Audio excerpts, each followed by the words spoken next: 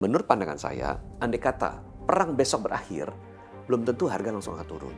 Belum tentu, Pak. Tidak. Saya kira mungkin butuh waktu 6 bulan sampai 1 tahun sampai terjadi normalisasi harga itu. Dan kita sudah melakukan perhitungan itu ketika saya masih menjadi pimpinan di Komisi 7 bahwa investasi itu dan diberikan secara gratis kepada masyarakat masih lebih murah ketimbang kita mengimpor LPG. Indonesia sektor migasnya dianggap inefisien saat ini karena aturannya sangat banyak, proses birokrasinya panjang, kebijakannya sering berubah gitu.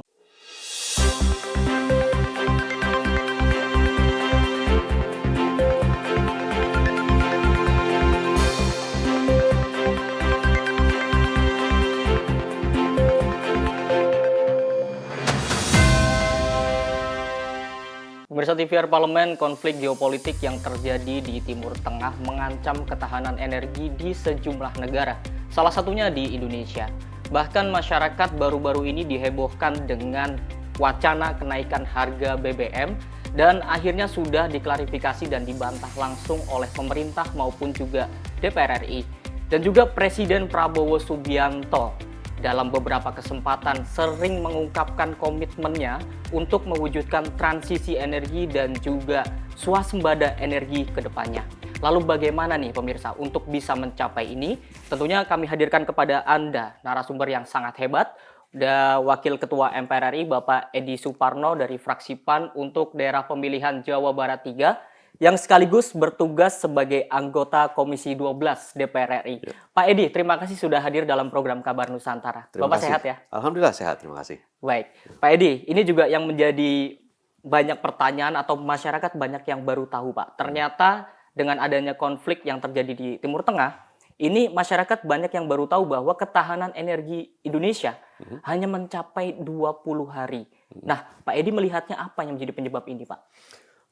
Pertama mungkin kita perlu luruskan dulu ya pemahamannya bahwa ketahanan energi itu ada dua. Satu, ketahanan energi di bidang kelistrikan. Oke. Satu lagi ketahanan energi di bidang lain-lain di luar kelistrikan. Ada transportasi, industri, rumah tangga. Oke. Nah, kalau kita bicara ketahanan energi di bidang kelistrikan, saya kok meyakini ya bahwa kita tidak akan mengalami krisis listrik. Oke. Ya, jadi kalau kemarin itu ada kalangan masyarakat berbondong-bondong mau membeli solar panel surya dipasang di rumahnya, membeli genset ya, itu saya kira tidak akan terpengaruh oleh kondisi eskalasi yang sekarang terjadi peperangan di Timur Tengah. Karena listrik ini oversupply, Pak ya? Satu, mungkin oversupply, tapi lebih daripada itu bahan baku listrik kita itu kan adalah batu bara dan gas, Ya. yang mana jumlahnya itu banyak melimpah di Indonesia. Oke. Gitu. Nah, sementara di sektor industri, kemudian juga rumah tangga dan sektor transportasi itu tidak ada lain pilihannya selain menggunakan BBM. Gitu, ya. Kita lihat sektor transportasi kita meskipun penggunaan dan pemanfaatan sekarang mobil listrik sudah banyak, tetapi 1 dari 5 penjualan mobil di Indonesia itu baru mobil listrik. Oke. Artinya masih relatif rendah penjualan mobil listrik, masih menggunakan mobil konvensional. Itu masih umum. Sepeda motor juga konvensional, gitu ya. Sehingga membutuhkan BBM. Industri pun demikian. Industri pupuk, industri semen, industri besi baja, industri farmasi, ya, industri petrokimia, itu membutuhkan BBM bukan sebagai bahan bakar, tapi sebagai bahan baku. Gitu. Oke. Jadi kalau nggak ada BBM masuk, tidak bisa mereka memproduksi apapun. Nah, sekarang ini dengan adanya kelangkaan dan kemudian juga harga yang naik, otomatis kan itu akan menyebabkan kenaikan harga juga. Kenaikan harga pupuk, kenaikan harga obat-obatan, kenaikan harga plastik, karena itu salah satu untuk produksi plastik itu datangnya ya dari sumber hidrokarbon ini. Nah, sehingga kita harus melihat seperti itu bahwa kita karena punya ketergantungan terhadap impor, jadi ketahanan energi kita jadi rentan. Begitu juga untuk rumah tangga. Kenapa? Karena rumah tangga kita memasak masih menggunakan LPG. Gitu. Yang mana 75% dari kebutuhan LPG kita, hampir 6 juta kiloliter, itu datangnya dari impor. Nah, ketika impornya itu kemudian sulit didapatkan, karena kita harus berebut dengan negara-negara lain, itulah menyebabkan ketahanan energi kita masuk dalam fase rentan. Meskipun saya percaya bahwa kita punya solusi sudah, karena saat ini kita satu, fiskal kita disampaikan oleh Menteri Keuangan cukup kuat, ya. Kita bisa menahan daya angkat atau harga dari BBM saat ini, Ya. ya, dan oleh karena itu harga BBM subsidi, terutama solar maupun pertalite itu nggak naik, Oke. gitu ya. Nah, kedua juga kita punya kemampuan untuk bisa meredam harga LPG 3 kilogram supaya tidak naik, gitu ya. Jadi saya kira itu cukup baik. Tetapi pertanyaannya bukan masalah kekuatan fiskal, tetapi andai kata kita punya uang sekalipun, tetapi kalau di luar nggak mau jual ke kita, Ya, itu ya, menjadi berat. karena langka Ya. barangnya, karena rebutan, itu juga jadi suatu hal yang di luar kuasa kita. Oke. Nah, tadi Pak Edi juga sudah menyinggung terkait dengan kita tuh masih membutuhkan impor, tapi juga belum tentu negara lain mau memberikan barangnya itu kepada kita. Nah, tadi juga sudah diklasifikasikan ketahanan energi tidak hanya bahan bakar, juga ada listrik. Tapi kita akan ke bahan bakar dulu nih, Pak. Kebutuhan energi khususnya BBM, Pak, di Indonesia itu 1,5 sampai 1,6 juta barel. Ini data yang saya punya, Pak, ya. Ya. Sedangkan produksinya minyak kita itu hanya sekitar 600.000 barel. Otomatis untuk mencukupi gap-nya itu adalah dengan impor nih, Pak. Ya. Kenapa kita belum bisa memenuhi kebutuhan energi kita khususnya BBM hingga saat ini, Pak? Pertama adalah mengenai penurunan dari produksi migas kita. Penurunan, Pak, ya? Penurunan. Sejak 2014 kita menjadi negara yang kemudian mengimpor migas. Tadinya kita eksportir migas. Karena kebutuhan kita di dalam negeri itu lebih kecil daripada kemampuan kita untuk memproduksi migas. Jadi bisa ngekspor. Nah, sekarang ini terlihat ada penurunan investasi di sektor migas sehingga memang produksi migas kita itu menurun, sementara kebutuhan dalam negeri meningkat. Yang tadi disebutkan. Jadi antara kebutuhan kita yang 1,5 1,6 juta barel per hari dengan produksi kita hanya 600.000 itu, jadi ada selisih 1 juta kurang lebih yang harus kita impor. 1 juta barel itu kurang lebih hitungan kasarnya ya, 600.000 itu dalam bentuk BBM, ya 400.000 dalam bentuk minyak mentah yang kita olah di pengolahan fasilitas refinery di dalam negeri. Tapi yang 600.000 itu datangnya dalam bentuk refined products atau BBM. BBM yang kita beli dari kilang-kilang minyak yang ada di Singapura, yang ada di Malaysia, kurang lebih seperti itu. Oke, kalau terkait dengan hal itu, Pak, tadi Bapak menyampaikan adanya penurunan investasi di sektor migas kita. Kira-kira Pak Edi melihatnya mengapa para investor ini menarik diri dari hal tersebut? Pertama, investor itu memiliki pilihan. Ya. Kalau melakukan kegiatan investasi atau usaha di negara yang dianggap mereka itu sulit, ya, sulit dari aspek kebijakannya, sulit dari aspek peraturan atau legislasinya, sulit dari aspek misalkan saja birokrasinya, ya, tentu akan mereka memilih untuk berinvestasi di tempat yang memang lebih aman, lebih mudah, lebih cepat. Gitu, ya. Nah, Indonesia sektor migasnya dianggap inefisien saat ini karena aturannya sangat banyak, beribet, Pak, ya. Proses birokrasinya panjang, kebijakannya sering berubah gitu. Nah, saya kira potensi Indonesia masih besar.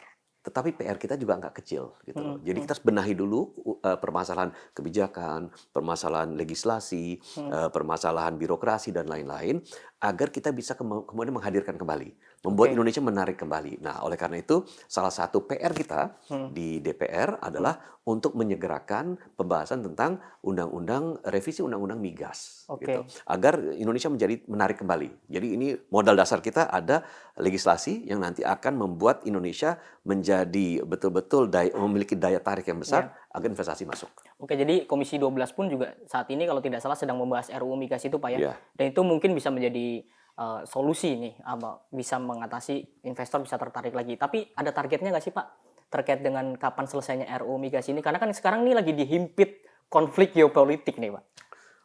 Saya kira kalau kita bicara target sebelum akhir tahun ini harus kita lakukan. Karena RUU migas ini sudah tertunda pembahasannya 12 tahun. Dan ini merupakan komitmen kita bersama di Komisi 12 bahwa kita akan menyegerakan ini. Bahkan sekarang sudah masuk dalam tahap harmonisasi di Badan Legislasi.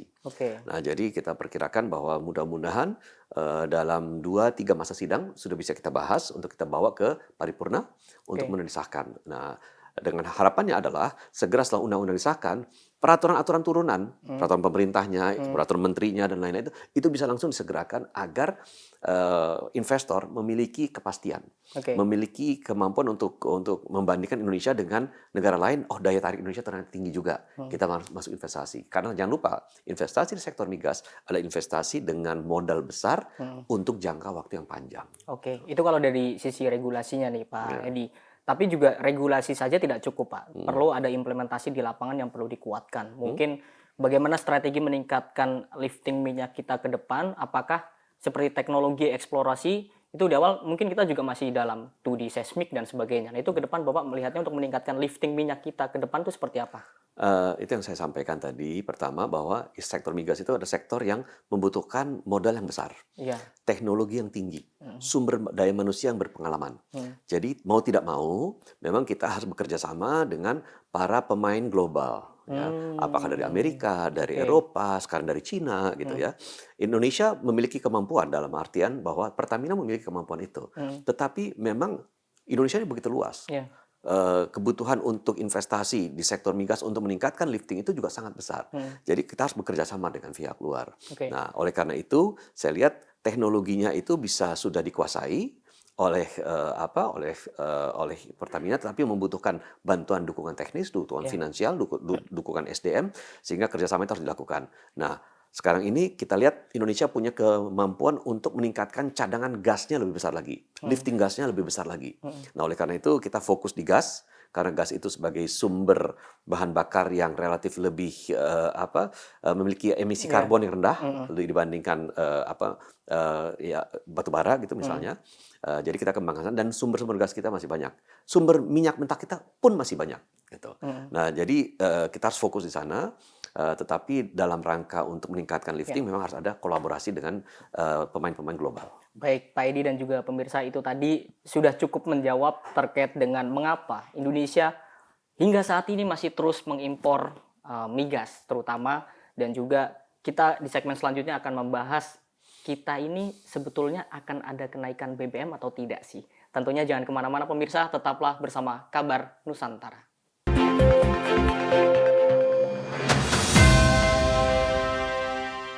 Pemirsa, kembali lagi dalam program Kabar Nusantara, masih bersama Bapak Edi Suparno selaku Wakil Ketua MPR RI dan juga sekaligus anggota Komisi 12 DPR RI. Pak Edi, melihat yang dikhawatirkan oleh masyarakat bahwa karena melihat beberapa negara lain sudah menaikkan harga BBM, dan apakah walaupun Pak Purbaya kemarin sudah menyatakan bahwa harga BBM tidak akan bersubsidi, tidak akan naik hingga akhir tahun, tapi apakah Indonesia ini menurut Pak Edi perlu menaikkan harga BBM melihat adanya konflik yang ada di Timur Tengah nih Pak?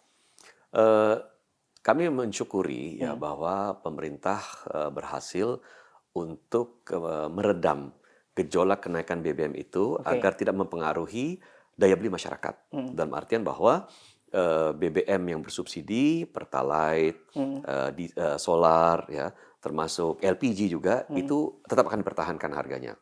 Solar tetap 6.800, LPG tetap 10.000, LPG 21.000 gitu ya. Terus kemudian juga Pertalite 10.000 gitu ya. Jadi itu akan tetap. Nah, jadi itu merupakan salah satu peran yang dilaksanakan oleh pemerintah agar gejolak ini tidak kemudian membuat masyarakat terbebani. Ya, saya kira itu bagus sekali. Tetapi memang kita harus lihat yang untuk non subsidi itu secara otomatis akan mengikuti tren minyak dunia. Ya, mengikuti tren itu.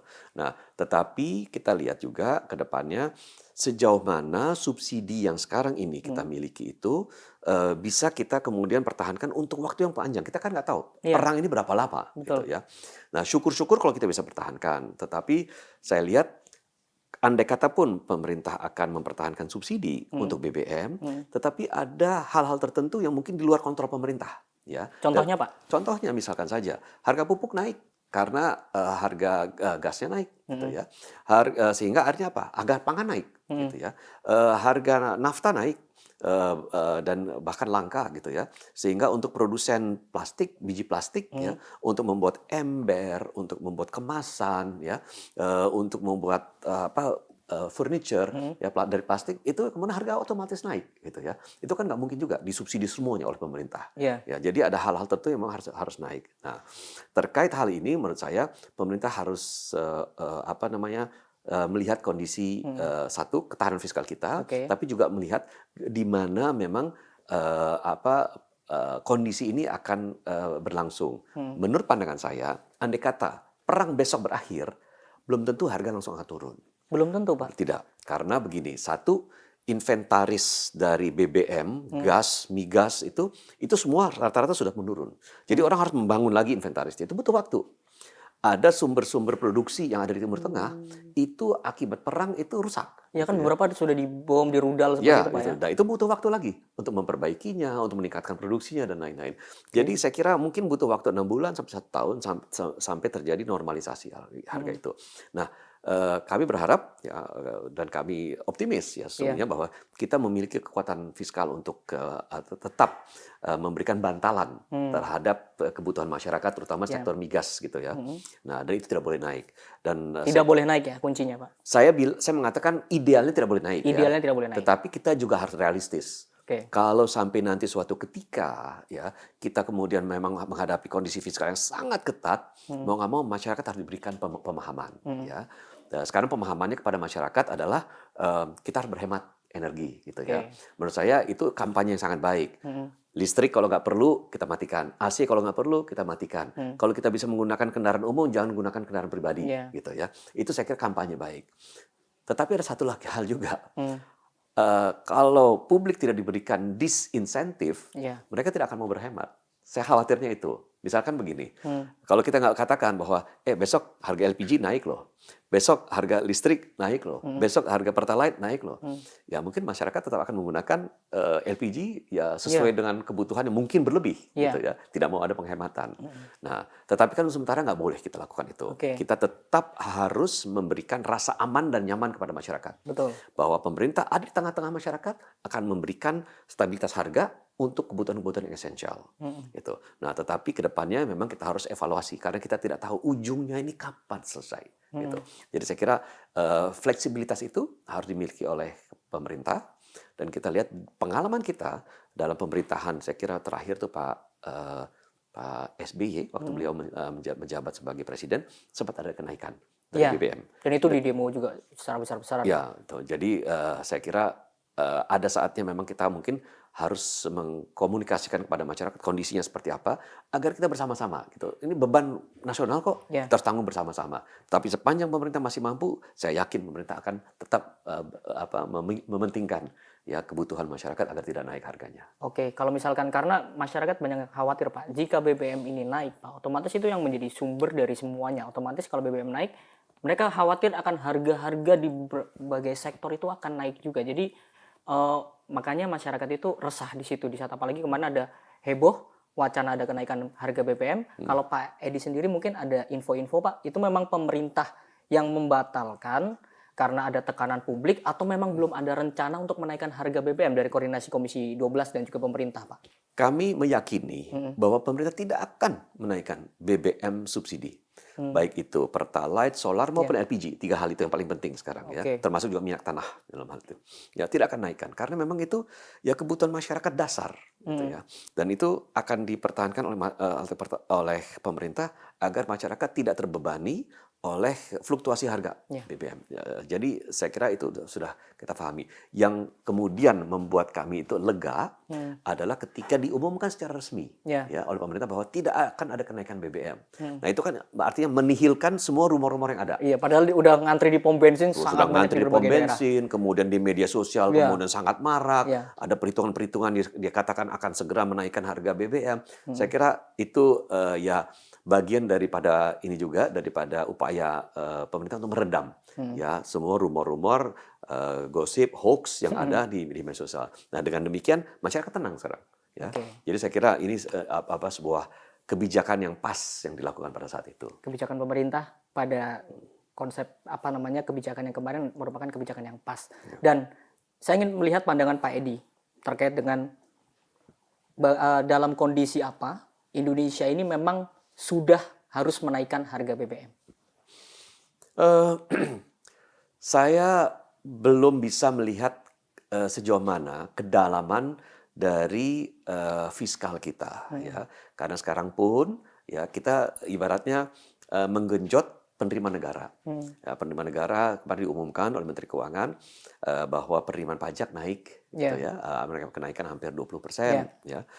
Terus kemudian juga kita lihat sekarang meskipun harga BBM atau harga minyak mentah di dunia itu naik, tetapi harga komoditas lain juga naik kan, batu bara naik, betul. kelapa sawit naik, nikel naik, timah naik, itu harganya. Artinya apa? Ada pendapatan negara juga, tambahan dari kenaikan harga komoditas yang lain, gitu. Jadi saya kira kita memiliki ruang nafas yang agak lebih lega karena ya meskipun harga minyak mentah naik, tetapi harga komoditas-komoditas unggulan yang menjadi ekspor Indonesia termasuk batu bara itu juga naik. Jadi kita punya penerimaan negara yang juga meningkat.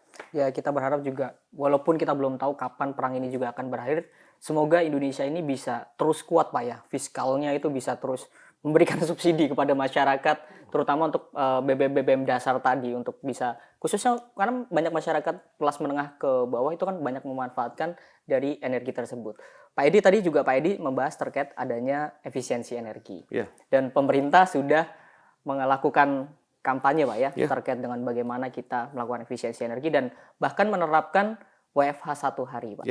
Bagi ASN, kemudian juga di karyawan swasta juga sudah diterapkan.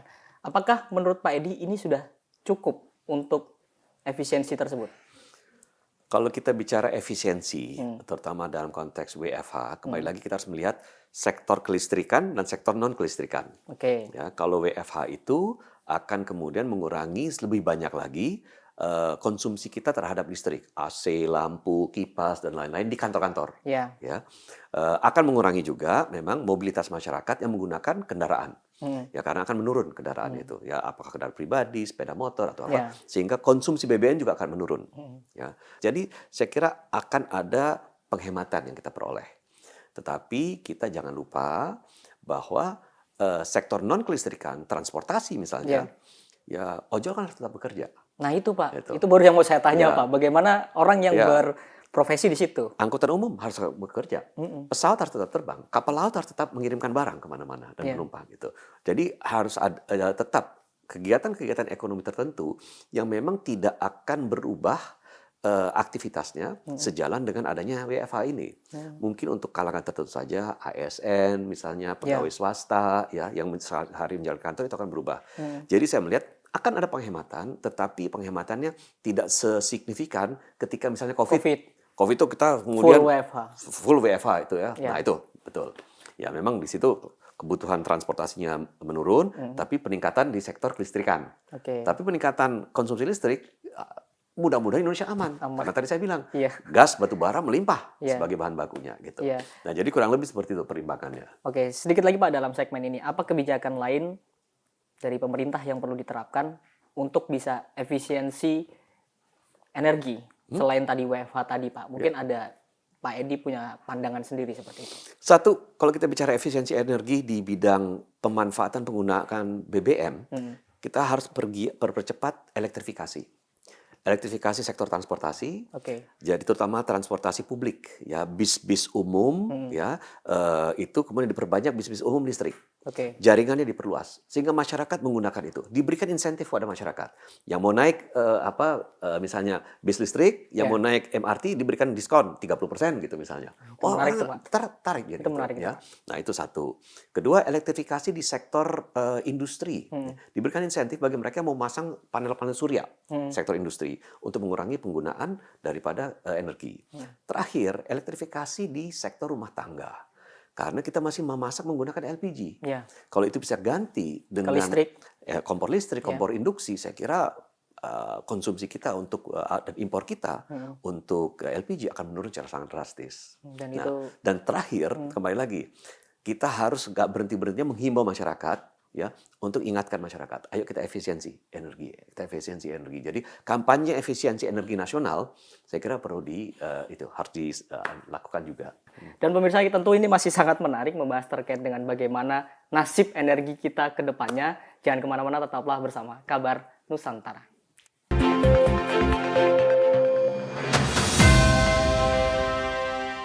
Pemirsa, kembali lagi dalam program Kabar Nusantara. Pak Edi Suparno, langsung saja nih Pak.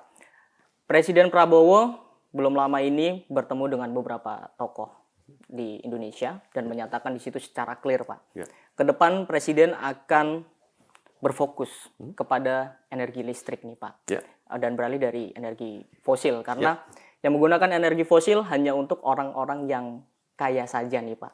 Apakah ini sangat bisa diterapkan dan cukup menjadi solusi untuk bisa ketahanan energi Indonesia ke depannya Pak? Ya.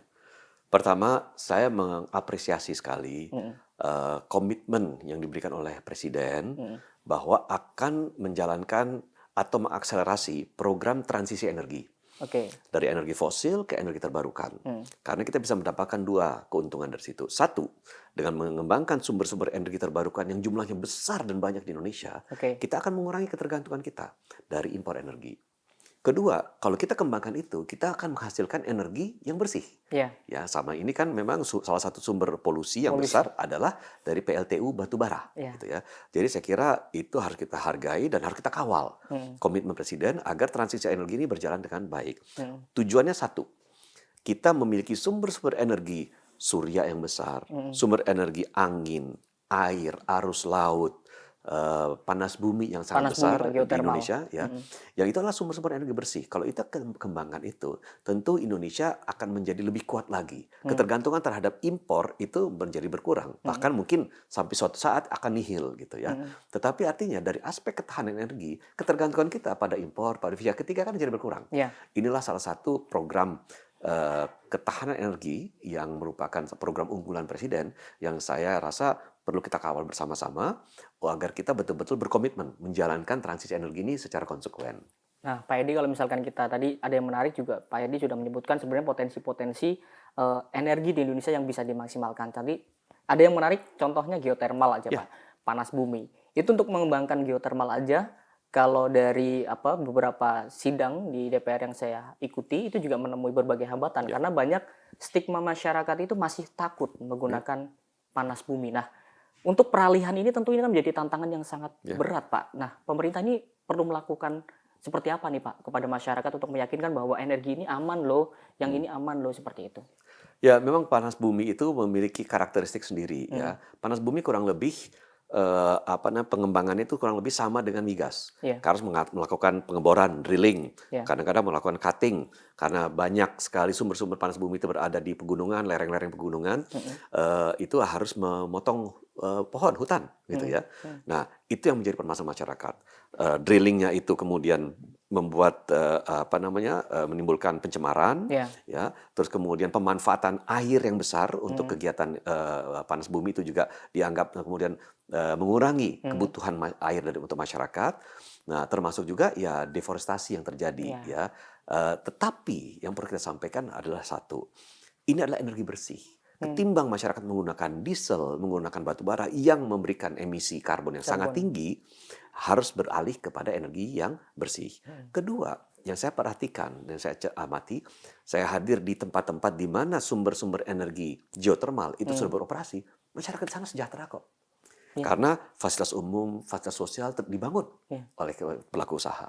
Kemudian juga masyarakat yang ada di sekitar situ menjadi tenaga kerja. Jadi ada penyerapan tenaga kerja. Ekonomi UMKM, ekonomi masyarakat bergerak gitu. Kalau kita lihat misalnya di Dieng gitu ya misalnya, ya masyarakatnya bergerak dan sana pariwisatanya dikembangkan gitu loh. Jadi manfaat yang terlahir dari kegiatan-kegiatan geotermal itulah yang harus kita sampaikan kepada masyarakat. Karena memang merubah perilaku masyarakat itu menjadi hal yang berat. Mungkin sama halnya dengan dulu memasak dengan misalkan tungku, dengan kayu, bisa beralih pemerintah waktu itu berhasil untuk ke LPG. Betul. Nah, itu mungkin juga yang harus dilakukan hal yang sama oleh pemerintah. Nah, Pak Edi apakah melihat kebijakan yang ada saat ini untuk masyarakat ini mau beralih ke listrik sudah sejalan dengan komitmen yang Bapak Presiden terus gaungkan? Karena kita berbicara insentif mobil listrik aja saat ini sudah dicabut nih Pak. Bagaimana orang ini mau membeli mobil listrik? Nah, hal-hal seperti itu Pak. Ya, memang pemberian insentif itu sangat penting untuk mobil listrik. Saya kira perlu dievaluasi kembali agar insentif diberikan. Permasalahannya kan dengan mobil listrik itu insentifnya tuh memang saat ini ditahan terlebih dahulu karena kita menunggu jangan sampai mobil listrik itu dijual di awal, sementara pabriknya yang dibangun di Indonesia masih belum beroperasi. Iya. Ya, kita masih impor mobil listrik terus-menerus gitu ya. Kan idealnya insentif diberikan, tetapi produksi mobil listrik dalam negeri itu sudah berjalan gitu. Sehingga manfaat terbesar dari menjual mobil listrik itu dinikmati oleh manufaktur dalam negeri. Tenaga kerjanya tenaga kerja dalam negeri. Karena hari ini para produsen mobil listrik membangun pabrik-pabriknya, tetapi masih sementara mengimpor mobil listrik. Sehingga terjadi penjual mobil listrik, tapi penyerapan tenaga kerja belum terjadi. Karena pabrik kan beroperasi kan. Gitu. Nah, idealnya kan demikian. Kita beroperasi, tenaga kerja sudah ada, nah kemudian mobil listrik mendapatkan insentif kembali. Gitu. Nah, saya kira itu hal-hal yang memang perlu dipertimbangkan. Tetapi saya melihat bahwa tidak bisa tidak, kita itu punya beberapa karakteristik yang mengharuskan Indonesia mempercepat peralihan ke kendaraan listrik. Apakah itu mobil maupun sepeda motor. Satu, Indonesia negara pengimpor BBM. Kedua, Indonesia punya permasalahan dengan polusi, gitu ya. Dan ketiga, ya kalau kita lihat, kalau kita menggunakan mobil listrik, ya baterainya kan buatan Indonesia. Ya, kalau baterai itu buatan Indonesia, artinya kita bisa menggunakan produksi dalam negeri Indonesia. Potensi nikel Indonesia kan luar biasa, Pak. Sangat besar. Dan kita sekarang sudah beralih ke produksi tidak hanya nikelnya saja, tetapi sudah keturunannya sampai ke baterai. Oh, udah sampai jadi produk, Pak ya? Udah jadi baterai. Gitu. Oke, jadi, tidak hanya mentahnya aja. Betul. Jadi saya kira itu yang paling penting. Kenapa kita harus memberikan insentif lagi ke depannya agar produk mobil listrik itu, sepeda motor listrik, ya itu bisa dimanfaatkan. Satu, mengurangi ketergantungan BBM. Kedua, mengurangi kebergantungan terhadap BBM yang diimpor, ya juga terhadap penanganan polusi. Gitu. Dan termasuk juga terkait dengan mungkin kompor induksi dan sebagainya, Pak. Oh, iya. Bisa diterapkan juga. Nah, kompor induksi saya rasa begini. Sepanjang masyarakat tidak dibebani tambahan biaya untuk mengganti LPG 3 kg dengan kompor induksi, misalkan saja masyarakat diberikan kompornya secara gratis, diberikan penggorengan atau alat masaknya secara gratis, dipasangkan untuk panel listriknya secara gratis, itu kemudian masyarakat saya kira akan menerima. Dan kita sudah melakukan perhitungan itu ketika saya masih menjadi pimpinan di Komisi 7, ya, bahwa investasi itu dan diberikan secara gratis kepada masyarakat masih lebih murah ketimbang kita mengimpor LPG. Jadi saya kira itu perlu menjadi pertimbangan serius agar peralihan ini bisa kita lakukan secara teratur dan masyarakat bisa beralih memasak dengan kompor induksi. Tapi Komisi 12 sudah sering belum sih Pak menyampaikan kepada mitranya terkait dengan kebijakan yang Bapak gambarkan itu? Saya kira momentum ini tepat di saat justru ini bisa jadi momentum, Pak. Ya, momentum karena menurut saya saat ini alarmnya kan sudah berbunyi. Waduh. Masalah energi, terutama migas ini sekarang menjadi sangat komoditas yang diperebutkan oleh berbagai pihak. Sementara Indonesia butuh sekali. Nah, ini saya kira merupakan momentum tepat untuk kita melakukan transisi energi, elektrifikasi, kemudian juga pengembangan dari baterai kita agar kita kemudian bisa melakukan penjualan baterai untuk mobil-mobil listrik yang akan dijual di Indonesia. Oke, jadi tapi kalau misalnya kita nanti berbicara resiko Pak terkait dengan beralih ke energi listrik, otomatis yang biasa dalam tanda kutip biasa berbisnis dengan BBM ini, apakah tidak akan ada gejolak di situ Pak? Mungkin itu yang menjadi satu hambatan juga mungkin Pak. Di dunia ini tidak ada lagi perusahaan migas, nggak ada. Adalah perusahaan energi. Karena seluruh perusahaan migas sekarang bertransformasi menjadi perusahaan energi. Pertamina pun sekarang bertransformasi menjadi perusahaan energi. Karena apa? Tidak hanya bicara hidrokarbon saja, tetapi juga bicara energi baru terbarukan. Jadi Pertamina memiliki geothermal, memiliki kegiatan untuk peningkatan gas yang lebih ramah lingkungan, ya, dan kegiatan-kegiatan lainnya yang memang menunjang kegiatan misalnya ke Pertamina juga akan nanti mengembangkan hidrogen. Ya, itu yang merupakan salah satu energi baru dan bersih yang menurut saya adalah bagian daripada transformasi seluruh perusahaan-perusahaan migas di dunia menjadi perusahaan energi karena ada aspek keberlanjutannya di situ. Dan tentu adanya transisi energi ke energi bersih ke depan malah justru ini bisa menjadi potensi Indonesia ini bisa swasembada energi Pak ya. Saya rasa kita pertama bisa menguatkan ketahanan energi kita. Kalau kita lifting migasnya bisa meningkat, tentu itu kita beralih dari meningkatkan ketahanan energi Ya. menjadi mandiri, swasembada energi. Jadi saya kira tujuan akhir kita adalah untuk memiliki kemandirian energi yang kuat. Oke, Pak, terakhir Pak, terkait dengan apa yang perlu pemerintah capai, mungkin step by step-nya, untuk bisa mewujudkan swasembada energi ke depan. Karena ini juga tidak hanya pemerintah yang merindukan ini, tapi juga masyarakat sangat mengharapkan ini bahwa BBM atau apapun energi yang dinikmati oleh masyarakat bisa dengan harga terjangkau dan sebagainya. Tidak bergantung dengan harga dunia seperti itu. Ya.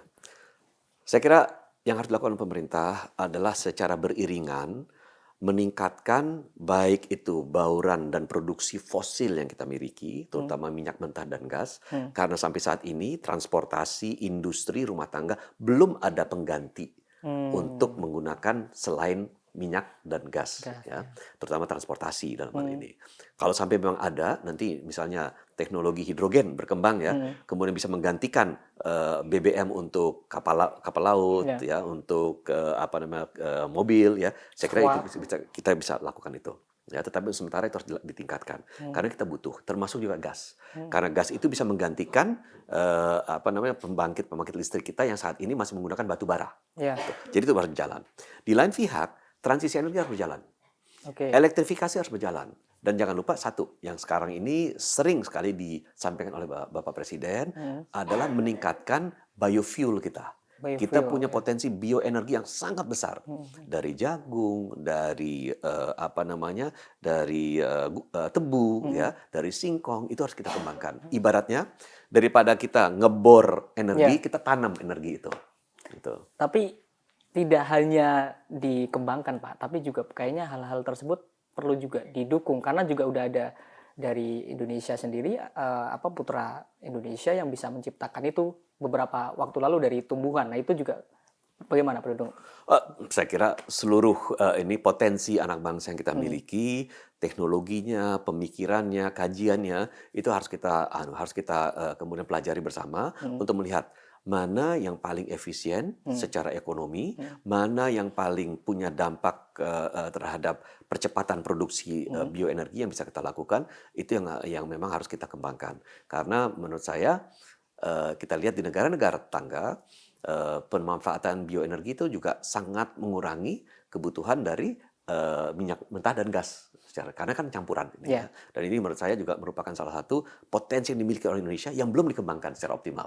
Oke, dan Pak Edi tentu berkomitmen dan juga bersama Komisi 12 DPR RI mengawal ini Pak ya, untuk Pasti. mewujudkan swasembada energi, transisi energi, bahkan ketahanan energi. Pokoknya ketahanan energi itu menjadi landasan kita berpikir, kemudian itu transisi energi harus kita jalankan kemudian juga program untuk kita mengurangi dampak daripada CO2 atau emisi karbon kita. Jadi ekonomi harus tumbuh, tetapi ketahanan energi meningkat. Penanganan kita terhadap permasalahan emisi itu juga harus diturunkan. Baik, terima kasih Pak Edi Suparno selaku Wakil Ketua MPR RI dan juga bertugas sebagai anggota Komisi 12 DPR RI atas diskusi kita pada kali ini, dan tentu ini bisa menjadi jawaban terhadap banyak pertanyaan dari masyarakat yang banyak ditanyakan seperti tadi apakah kita akan naik harga BBM dan sebagainya. Terima kasih Pak Edi dan juga selamat bertugas kembali. Terima kasih. Dan pemirsa TVR Parlemen, sekian episode Kabar Nusantara kali ini. Anda tentu dapat komen di bawah ini jika Anda menyaksikan di YouTube supaya bisa mendapatkan atensi langsung nanti juga dari Bapak Edi Suparno. Dan sekian, salam Nusantara.